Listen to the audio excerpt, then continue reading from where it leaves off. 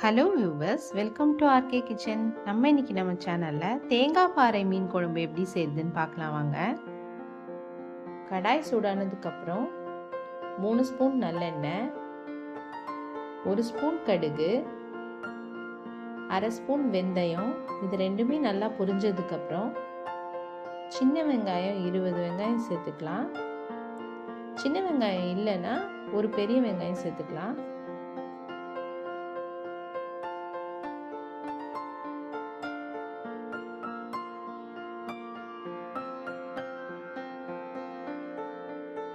வெங்காயம் நல்லா வதங்கி கண்ணாடி பதம் வந்ததுக்கப்புறம் நம்ம 1 ஸ்பூன் பூண்டு பேஸ்ட் சேர்த்துக்கலாம்.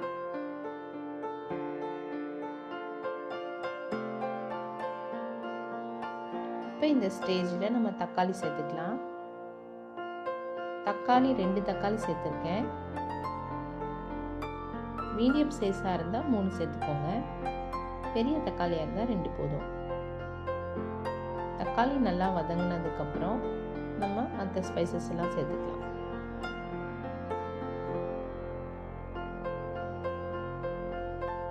இந்த அளவுக்கு வதங்கினதுக்கப்புறம் மஞ்சத்தூள் 1/4 ஸ்பூன், மிளகாய் தூள் 3/4 ஸ்பூன், தனியாத்தூள் 3/4 ஸ்பூன்,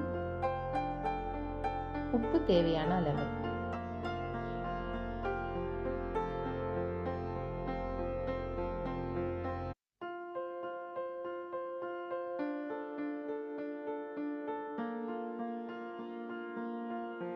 கைவிடாமல் இந்த மாதிரி வதக்கி விட்டதுக்கப்புறம் நம்ம புளி ஆட் பண்ணிக்கலாம். புளி கரைசல் 3/4 டம்ளர் நான் ஊற்றிருக்கேன். உங்களுக்கு புளிப்புக்கு ஏற்ற மாதிரி நீங்கள் ஆட் பண்ணிக்கோங்க. அதுக்கப்புறம் வதக்கி விட்டு ஒரு 5 மினிட்ஸ் மூடி வச்சிடலாம். இப்போ அதுக்குள்ளே நம்ம மசாலா அரைச்சிட்டு வந்துடலாம். 1/4 மூடி தேங்காய், 1/2 ஸ்பூன் சோம்பு, ரெண்டுத்தையும் சேர்த்து இந்த பதத்துக்கு அரைச்சிடணும்.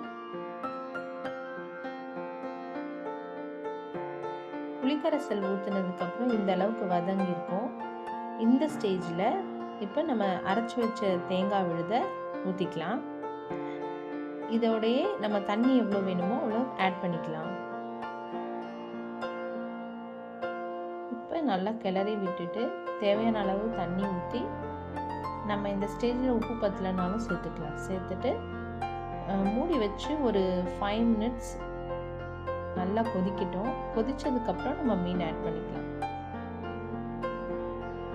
இந்த அளவுக்கு நல்லா கொதிச்சு வந்ததுக்கப்புறம் மீன் சேர்த்து 10 நிமிஷம் மூடி போட்டு மூடி வச்சிடலாம்.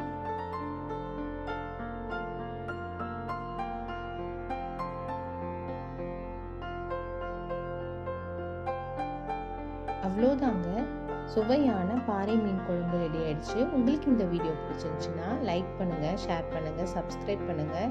மறக்காமல் பக்கத்தில் இருக்க பெல் பட்டனை கிளிக் பண்ணிக்கோங்க. அப்போ தான் நான் அடுத்த வீடியோ போடும்போது உங்களுக்கு நோட்டிஃபிகேஷனில் வரும். இவ்வளோ நேரம் ஒதுக்கி என்னோடய வீடியோவை பார்த்ததுக்கு மிக்க நன்றி.